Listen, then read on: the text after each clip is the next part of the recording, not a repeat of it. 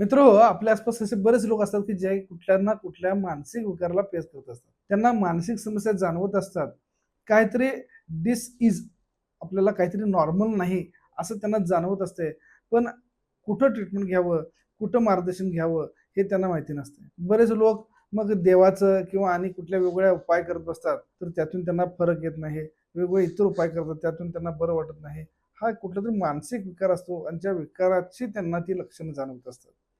परिणामी वेळच्या वेळी उपचार नाही घेतले तर हा आजार वाढत जातो आणि मग पुढे त्याचं गंभीर स्वरूप निर्माण व्हायला लागते. मित्र मानसिक विकार तसे भरपूर आहेत, वेगवेगळे आहेत. त्यामध्ये schizophrenia, OCD, bipolar disorder, mood disorder, depression, anxiety disorder अनेक असे सांगता येतील. काही कॉमन लक्षणं तुम्हाला मी सांगतो. याच्यामध्ये काही कॉमन लक्षणं कशी आहेत, की अनामिक भीती वाटणे. भीती म्हणजे वाईट काहीतरी होईल आपल्या बाबतीत असं वाटणे किंवा विनाकारण घरच्यांची चिंता काळजी वाटणे, घरच्यांना काहीतरी होईल असं वाटणे, स्वतःला काहीतरी होईल असं वाटणे, घरातून बाहेर पडताना प्रवासात आपल्याला काहीतरी झालं तर काय असं मनात येणे, प्रवासात हार्ट अटॅक येईल काय किंवा आपल्या बाबतीत वाईट काहीतरी घडेल किंवा आपला अचानक मृत्यू होईल, आपल्याला कोणतरी मारेल, अशा प्रकारचे भीतीचे विचार मनामध्ये येणे हा एक बऱ्याच लोकांच्या बाबतीत आपल्याला बघायला मिळतं. हे एक मोठं लक्षण आहे. याशिवाय वेगवेगळे भ्रम तयार होणे, जसं म्हणलं की कोणतं आपल्याला मारेल असं वाटणे किंवा आपल्याला कोणतं करणी केले असं वाटणे किंवा आपल्याला कोणतं विष घालून मारणार आहेत अशा प्रकारचा भ्रम. काही लोकांना पंचेंद्रियाचे वेगळे भ्रम असतात, की कानामध्ये वेगळे आवाज ऐकू येणे किंवा डोळ्याला काहीतरी दिसणे, शरीरामध्ये काहीतरी जाणवणे, अशा प्रकारचे भ्रम असतात. काही लोकांना भास होत असतात, की त्यांना ॲक्चुअली दिसतंय, की आपल्याला हे कोणतरी काहीतरी करावं लागलेलं आहे किंवा आपल्या बाबतीत काहीतरी वाईट होत आहे. अशा प्रकारचे भास त्यांच्या बाबतीत आपल्याला बघायला मिळतात. तर ज्यांना अशा प्रकारचे मानसिक विकार आहेत, त्यांच्या मनामध्ये भीतीचे वातावरण असते, मनामध्ये सतत टेन्शन येत असते. याच्यातून मन नेहमी उदास राहत असते.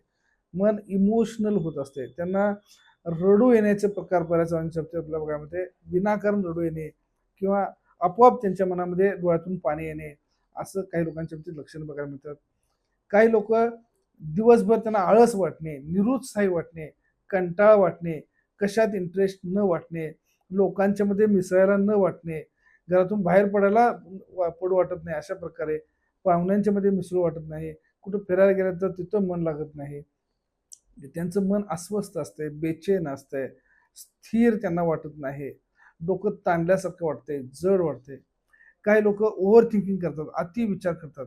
मग त्यातून त्यांची सहनशीलता कमी व्हायला लागते, चिडचिडेपणा व्हायला लागतो, झोप कमी व्हायला लागते. काही लोकांची तर झोप उडून जाते. काही लोकांना झोपतात पण झोपल्यासारखं त्यांना जाणवत नाही. काही लोकांना नुसतंच आळस मनामध्ये येतोय, आळस अंगामध्ये. त्यांना सतत लोळ वाटते, झोप वाटते, झोप तर येत नाही, फक्त लोळ वाटते. अशा प्रकारच्या समस्या काही लोकांच्या बाबतीत आपल्याला बघायला मिळतात. तर काही लोकांना भुकेवर परिणाम होतो. भुके म्हणजे अजिबात भूक न लागणे किंवा काही लोकांना अति भूक लागणे, सतत खाऊ खाऊ वाटणे. तर काही लोकांच्या बाबतीत भूक तर असते, फक्त त्यांना जाणवत नाही, त्यांना जीव वाटत नाही, काही खाऊ वाटत नाही. अशा प्रकारची त्यांची समस्या जाणवते. मानसिक समस्या सतत फेस केल्यामुळं, सतत ओव्हर थिंकिंग आणि सतत भीतीच्या वातावरणामध्ये असल्यामुळं काही लोकांना लैंगिक समस्या जाणवतात. या लैंगिक समस्या हा शारीरिक प्रॉब्लेम नसून हा मानसिक असतो. याला मनोशारीरिक म्हणतात. फिजिकली कुठल्याही प्रकारचा फॉल्ट नाही, पण मन डिस्टर्ब असल्यामुळे त्यांना या लैंगिक समस्या जाणवतात. तर हा एक बऱ्याच जणांच्या बाबतीत आपल्याला बघायला मिळतोय. काही लोकांच्या बाबतीत मोठ्या आवाजाची भीती वाटणे, म्हणजे कुठेतरी मोठा आवाज झाला आहे, कुठेतरी भांडण चालू आहे त्याची भीती वाटणे, त्यानंतर गर्दी दिसली तर त्या गर्दीची भीती वाटणे, काही लोकांच्या बाबतीत अटॅकची भीती वाटणे, कुठेतरी कोणीतरी अटॅकनं मृत्यू झाल्याचं बातमी ऐकलेली असते. मग आपल्याला पण तसं होईल काय, आपल्याला पण अटॅक आला तर काय, मग असं त्यांना विचार मनामध्ये येतंय आणि मग शरीरामध्ये ऍक्च्युली तशा प्रकारचे बदल त्यांना जाणवत असतात. म्हणजे हात दुखल्यासारखं वाटणे, खांदा दुखल्यासारखं वाटणे, छातीमध्ये जड वाटणे, अशा प्रकारे त्यांच्या मनामध्ये अटॅकची भीती आणि कुणाच्याही मृत्यूचा आपल्या लक्षणांशी ते कनेक्शन लावतात आणि अशा प्रकारे मृत्यूचा ते विचार करतात. त्यातून मग त्यांना बेचैनी, अस्वस्थपणा वगैरे वाटायला लागते. तर काही लोकांना HIV होईल काय मला, अशा प्रकारची भीती. मग ते सतत आपल्यामध्ये HIV ची लक्षणं तपासत असतात. Googleवर, नेटवर तपासतात.